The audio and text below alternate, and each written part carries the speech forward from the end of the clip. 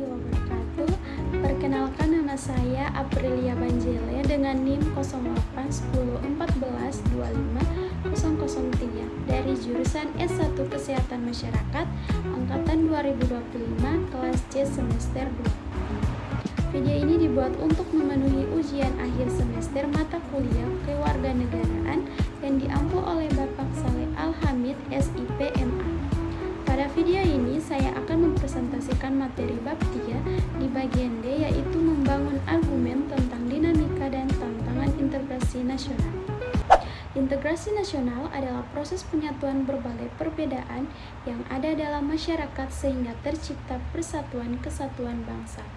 Sejak Indonesia merdeka pada tahun 1945, upaya untuk memperkuat integrasi nasional terus dilakukan sesuai dengan perkembangan zaman dan tantangan yang dihadapi bangsa. Yang pertama, integrasi bangsa.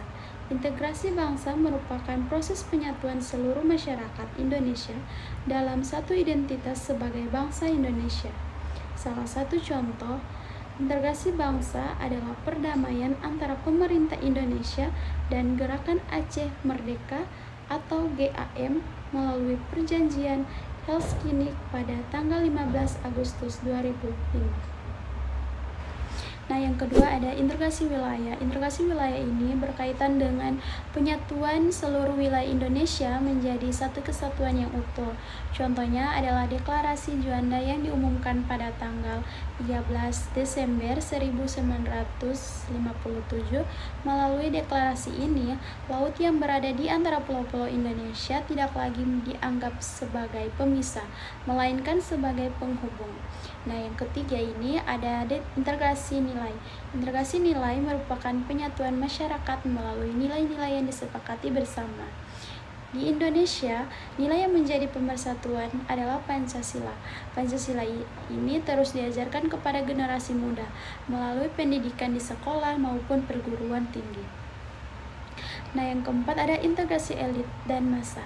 Integrasi elit dan massa ini merupakan hubungan yang harmonis antara pemimpin dan masyarakat. Hubungan ini dapat diwujudkan melalui berbagai kegiatan yang mendekatkan pemerintah dengan rakyat. Salah satu contohnya adalah kunjungan Presiden Susilo Bambang Yudhoyono kepada korban gempa di Aceh pada tahun 2013. Nah, yang terakhir, integrasi tingkah laku atau perilaku integratif.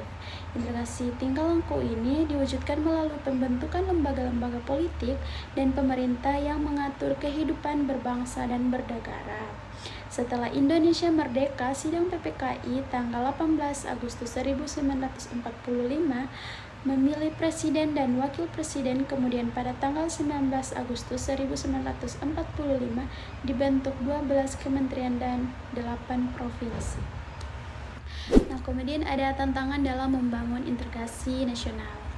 Selain memiliki berbagai bentuk integrasi, Indonesia juga menghadapi sejumlah tantangan dalam mewujudkan integrasi nasional. Tantangan tersebut berasal dari dua dimensi, yaitu dimensi horizontal dan dimensi vertikal. Nah, dimensi horizontal ini berkaitan dengan perbedaan suku, agama, ras, budaya, dan kondisi geografis masyarakat Indonesia. Perbedaan tersebut dapat menimbulkan konflik apabila tidak dikelola dengan baik. Selain itu, sikap primodalisme atau rasa kedaerahan yang berlebihan juga dapat menghambat persatuan bangsa. Sementara itu, dimensi vertikal ini berkaitan dengan hubungan antara pemerintah dan masyarakat. Tantangan yang sering muncul adalah adanya perbedaan kepentingan atau kurangnya komunikasi antara pemimpin dan rakyat. Oleh karena itu, pemimpin perlu mendengarkan aspirasi masyarakat dan menjaga kedekatan dengan rakyat agar tercipta hubungan yang harmonis. Nah, itulah presentasi dari saya. Saya bisa simpulkan bahwa dengan demikian keberhasilan integrasi nasional tidak hanya menjadi tanggung jawab pemerintah, tetapi juga masyarakat Indonesia. Dengan menjaga persatuan, menghargai perbedaan, dan mengutamakan kepentingan bangsa, integrasi nasional ini dapat terus terpelihara. Itulah dari saya. Lebih dan kurangnya, wassalamualaikum warahmatullahi wabarakatuh.